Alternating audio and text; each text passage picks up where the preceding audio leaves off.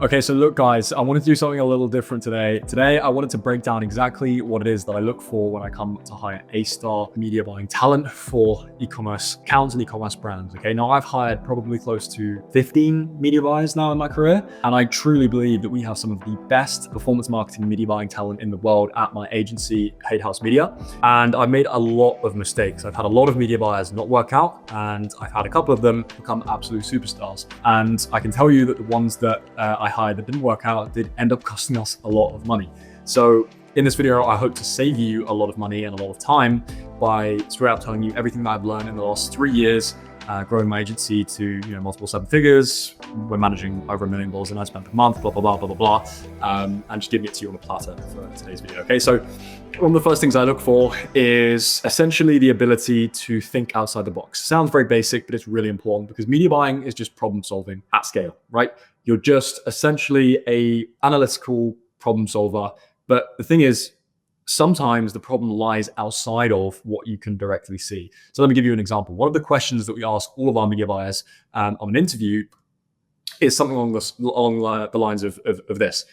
Let's say you have an e-commerce brand and you're running ads for that brand to acquire new customers, okay? Let's say that all of the front-end metrics look good. Your CTR is good, your click-through rate's good, even your conversion rate is good, right? And you're getting a good CPC, like all of the front-end metrics in the ads manager look good, but you're still not seeing the ROAS that you want to, right? What is the variable that you need to change to get the results that you want? And the answer is, of course, if you're an e-com guy, I'll give you a second to guess what the answer is.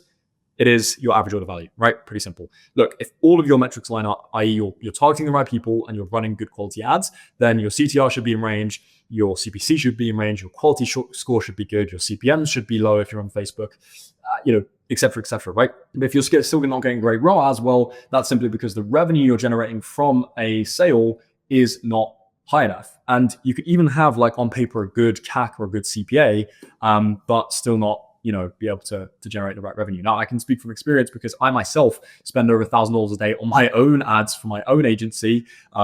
This isn't an e-com example, it's a lead gen example, but I could get, for example, a 2K CAC, so $2,000 cost to acquire a customer. And in the sort of agency world, that's a good CAC. However, if I'm not charging high enough, if I'm only charging 1.5K for my services, then I'm losing money. So what is on paper objectively a good industry-wide CAC is actually losing me money. Whereas if I was charging 4K, I'd be getting a 2x ROAS on the front end. So yeah, you need to have people that can think outside the box, look at your whole business, all right? Someone who's going to go in and look at your whole business as an ecosystem, not just numbers in the ads manager. Because unfortunately, there's a lot of people in the world that can look at numbers in the ads manager. That's the easy part. The hard part is getting every single bottleneck to essentially open up on the way from, an impression on your ad all the way to a sale and even a lifelong customer who gets retargeted and purchases multiple times, right? And that's exactly what we do at Paid House Media, by the way. We have our clients make the creatives, that you're going to run on Meta and TikTok that get the impressions in the first place.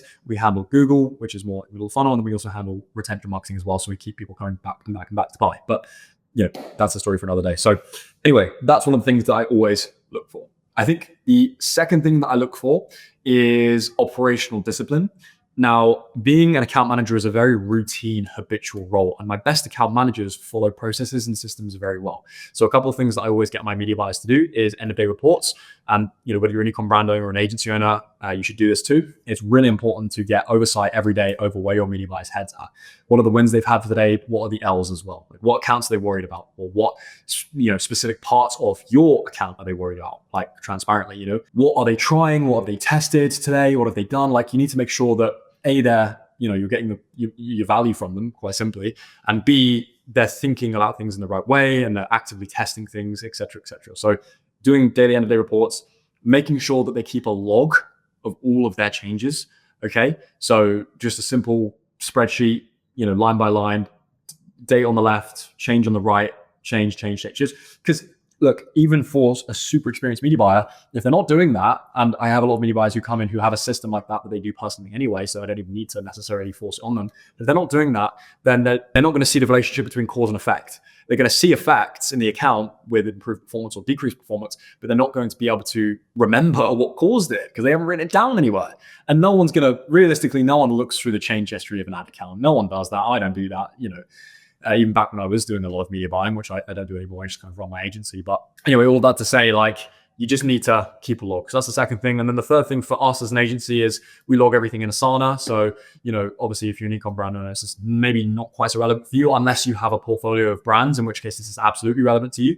What I would do is basically have in Asana each project. So you can use ClickUp, Asana, whatever, Notion, Trello, there's a billion different tools out there, but kind of having projects as different clients or different brands, actually is a better way to put it. And then having the status next to them. Now, what I haven't found to be valuable is actually assigning media buyers individual tasks. If you hire the right person, and we'll get onto maybe a little bit more about what that looks like in a second, but if you hire the right person, you shouldn't have to give them a task like daily optimization or account setup, account launch, it's just useless. It's a waste of their time taking that shit off. It's a waste of your time making that shit. If you hire the right person, they know what to do.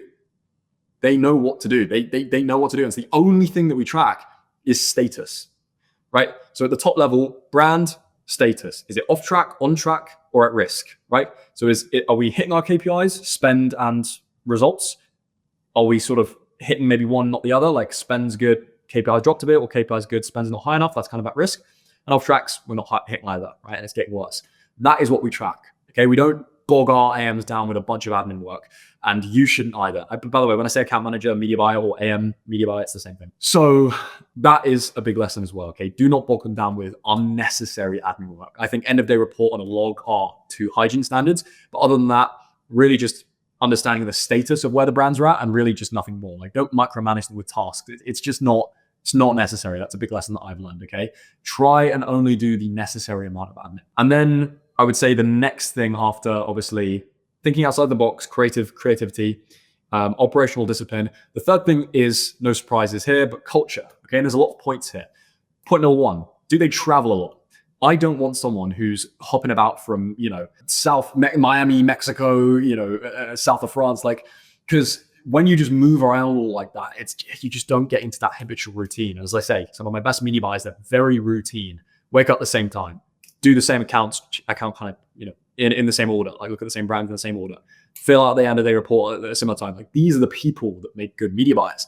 So in my experience, the people that are all around and all about don't really are more of the entrepreneurial type people. And I'd say I haven't really found those to be good media buyers. I find that the intrapreneur people, or the people that are very just habitual, systemized, wouldn't even really want to be an entrepreneur, make the best media buyers. And so that's another thing as well, is when it comes to finding media buyers, where do you find them from? Honestly, the best way is from other agencies. Sounds harsh. It's true. All of my media buyers that have come to me from other agencies, either I've poached them or they've just left or they were just leaving and they came to me, are the best, because they've had experience in a habitual routine and et cetera, et cetera. The ones that are more freelance, fly by night kind of people, not so good. Okay. So that is what I would recommend. Also, really know the difference between an in-house media buyer and an agency media buyer. An in-house media buyer is probably just used to working on one account and one brand. And so if that's what you want, then that's great. But putting them into an agency environment where they're working on 8, 9, 10 different accounts, they're going to crumble. And I've had that mistake, and I've seen that before many times. Okay. But vice versa, I think if you're taking someone from the agency life and then just putting them all their focus into one brand, it could lead to maybe a bit of boredom for them. Okay. I don't know. I haven't seen that version of it. That might work, I'm not sure, but I definitely know the other way around isn't a good idea. Okay, so if you have a portfolio of brands, you're an agency, try and find people that are used to working on multiple different accounts at the same time, because it is a skill being able to juggle all those different brands and get results at the same time. So that's, again, cultural points there, traveling thing, that thing. Also, what stage of life are they in as well? Okay, I'm going to be brutally honest here. I have quite a young team of media buyers, because these are the guys that have no issue staying up till 2 a.m. getting an account launched or a brand launched. They have no issue just diving deep into the accounts and making things work. And if something breaks on a Sunday or a Saturday, they're there, right? Whereas obviously if someone's in a later stage of life, they've got kids, they've got family, sometimes they're not able to do that. And that's fine. I'm not saying that's a bad thing. Just it's like, what do you want? We run a very intense, we have a very intense environment at Paid House Media. That's why we get the results that we do, because we go all the way, and that's just our culture. Okay, so make sure culture fit is there as well. So yeah, I would say those are the 3 things that I really look for when it comes to finding media buyers. There's other ways of finding media buyers, by the way. I find running LinkedIn job ads is really effective, and obviously organic and network and things like that.